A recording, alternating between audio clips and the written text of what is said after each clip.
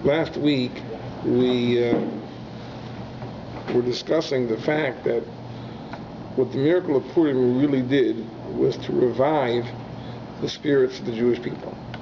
In the aftermath of the destruction of the Beis Hamikdash, the Golus Bavel, the Jews felt a sense of rejection. The cyclical nature of Jewish history was not yet known. So the Jews really felt that HaKadosh Baruch Hu had abandoned them. And the miracle of Purim was Hashem's demonstration that His love for the Jewish people is intact.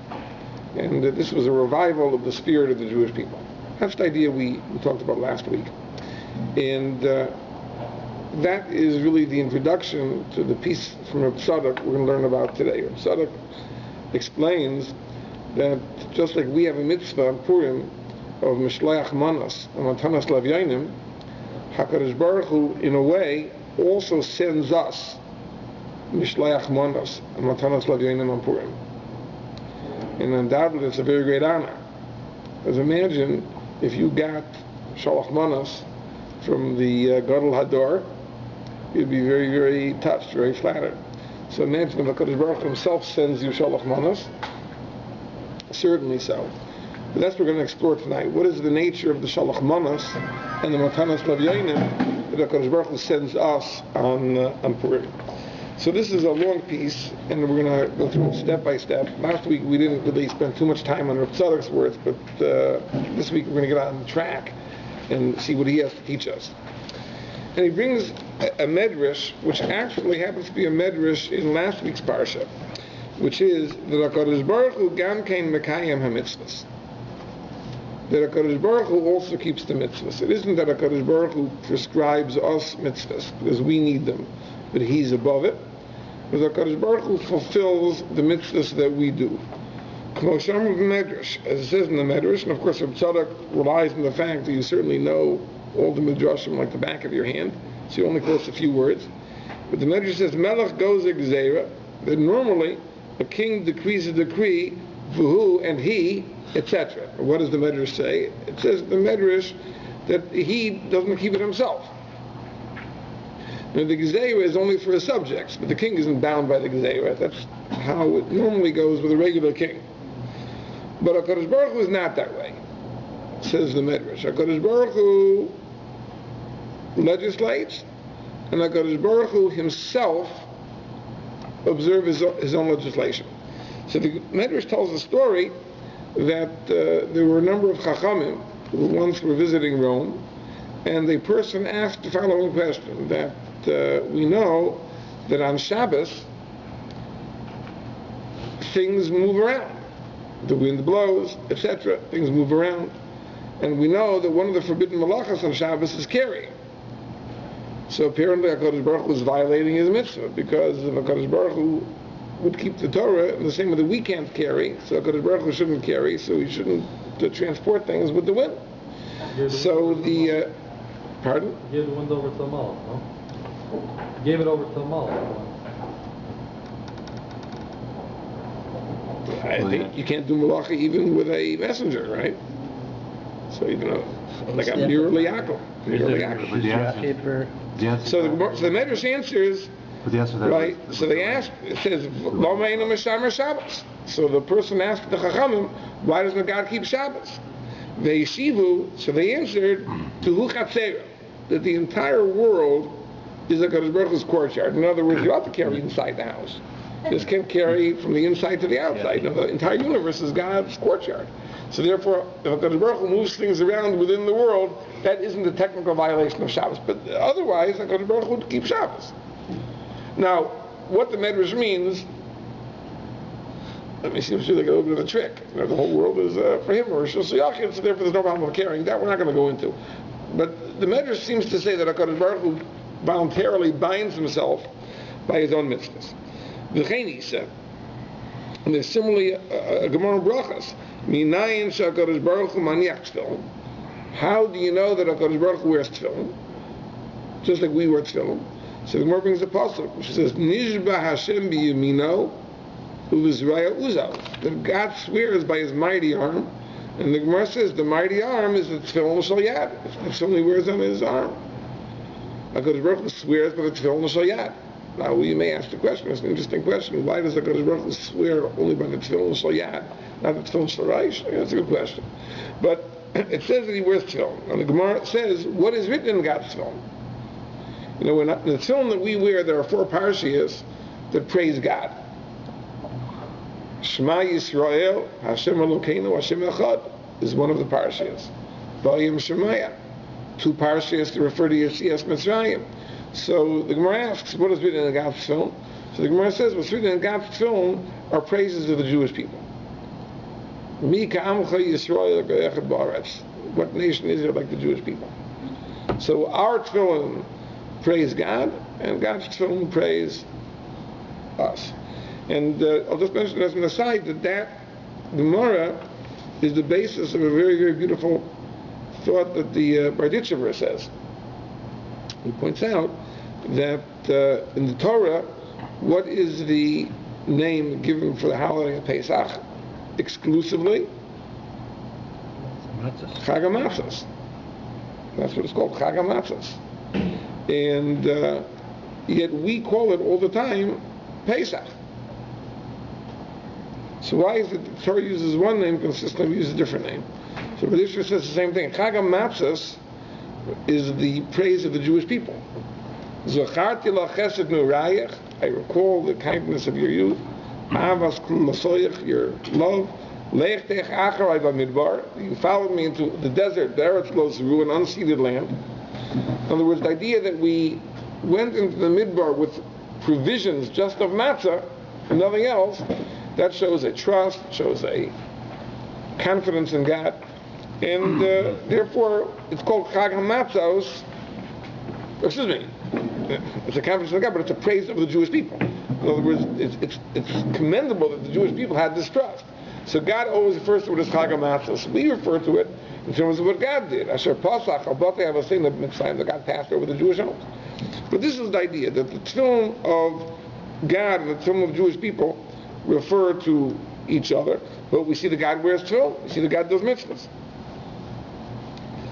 Furthermore, he says, an amazing thing, V'chein mitzvahs chacham, that not only does God observe the mitzvahs that are written in the Torah, God even observes the mitzvahs to Rabbanan.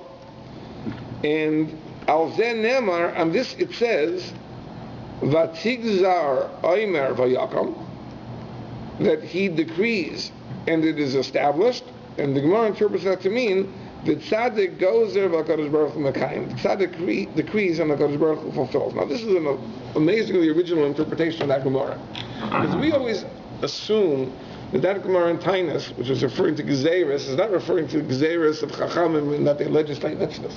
It's referring to the decrees that God makes on Rosh Hashanah, for example. That this person is going to be ill, this person is going to be healthy, this person is going to have money, this person is not going to have money. So we think that HaKadosh Baruch Hu's decrees are the final word. But what if a tzaddik comes and the tzaddik davens to the Ribono Shel Olam and says, no, I'd like it to be differently. So if the tzaddik is big enough, tzaddik goes in, the tzaddik decrees this is the way it's going to be, and HaKadosh Baruch Hu complies. So we're not talking about legislation, we're talking about Gezeirus in terms of hashgacha, of divine providence. But Rav Tzadok takes that same Gemara and understands it differently. That it means that the tzaddik legislates, meaning that the Bezdin in this world, they make laws, and HaKadosh Baruch Hu is bound by those laws, even mitzvahs d'Rabbanan. So we have this idea that HaKadosh Baruch Hu does mitzvahs. Okay, before we go a step further, what is the significance of this idea that HaKadosh Baruch Hu does mitzvahs? And what is the point of it? I think the point is a totally new view of what the idea of mitzvahs is. Obviously, if the Chazal are telling us that God keeps mitzvahs, then it means there's a totally different understanding of mitzvahs. Mitzvahs are not to solve a problem. It's not because we have an illness or we have character flaws that we need mitzvahs. Whereas the mitzvahs are actions that have intrinsic value. Mitzvahs are things that are worth doing. This is a good thing. And it's not just a good thing for you to do, it's a good thing for me to do. It's a good thing for both of us. And more than that, it's really part of a relationship. And what God really wants in the relationship is that there should be some type of parity, some type of balance, some type of equality between us and him, kaviyachol, if such a thing could be said. Now this is a very, very deep thing, so let me explain this deeply, or attempt from beginning to end.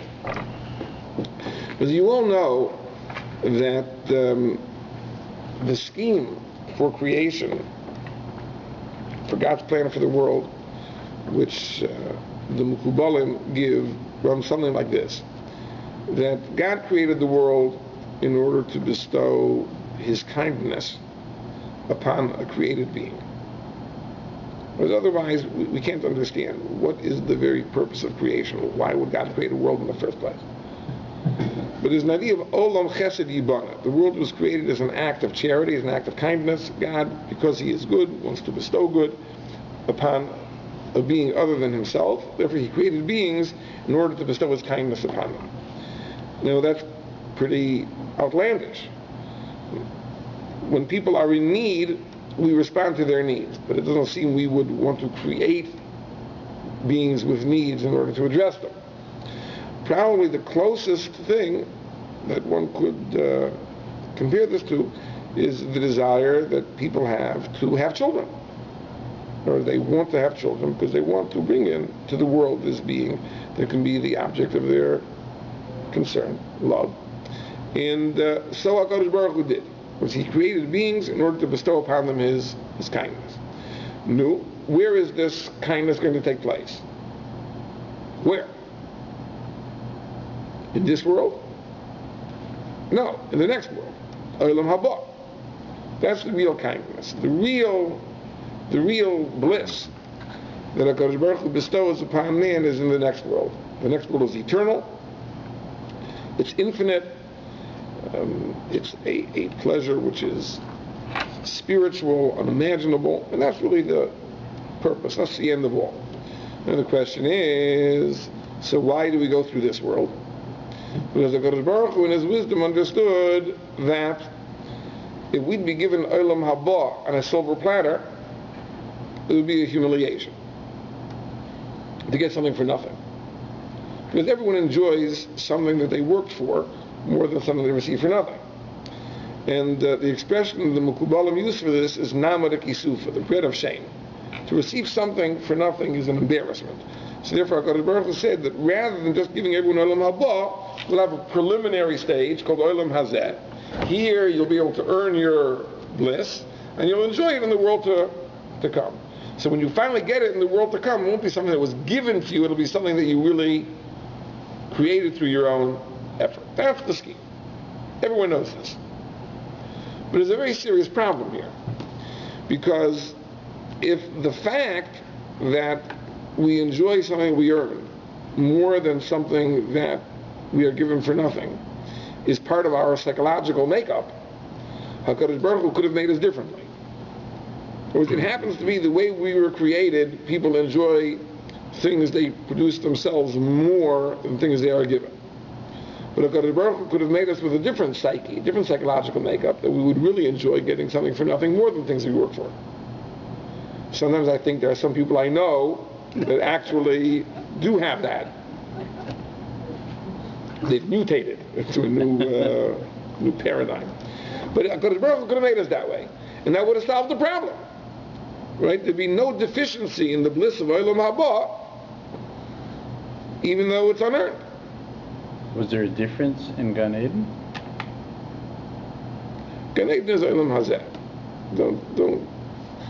That's not Olam Haba. That we can talk about. No, just asking whether... We talked about this 14 years ago, right? You know. I need a refresher. That's Gan Eden still had a vote. Gan Eden still had a vote. Pardon? How is Gan Eden become Olam Hazeh? Well, Gan Eden is Olam Hazeh. Gan Eden is just, listen, there are places in Olam Hazeh that are better than other places. You ever in Palm Springs? In the winter? It's better than Toronto, right? So there are places in Olam Hazeh, not every place in Olam Hazeh is the same. There are places that are better, places that are worse, right? The North Pole is even worse than Toronto, right? Gan Eden is a place, the biblical Gan Eden is a place in Olam Hazeh that was a lot better, right? the question that you have to ask is this, that would Adam Harishon have remained in Gan Eden forever? He had eaten from the Eitz Hadas. We always assume, the Chumash seems to imply, that he wouldn't have died. Right. So that means he would have continued in Olam Hazeh indefinitely, wouldn't have gone to Olam Haba. If the whole Tachlis is Olam Haba. So, the Ramchal explains this, Barichas, and the Darchei Hashem. Basically, the idea is that there wouldn't have been a need for death. Olam Hazeh would have evolved incrementally into Olam Haba, and the Chet created the necessity for an abrupt transition. And that's a mouthful. That would require hours to explain. But let's just leave it at that. But in any case, this is our question, that the muscle, the story of the Namah Kisuva doesn't make any sense. I can't explain why HaKadosh Baruch Hu set up the system of Olam Hazeh and Olam Haba if in reality it's only a psychological problem. HaKadosh Baruch Hu could have solved the problem much more simpler. Make us with a different psychological makeup that we would enjoy getting something for nothing. The issue really is something else. Now, Namah Kisuva is a muscle, but it's a muscle for something much deeper.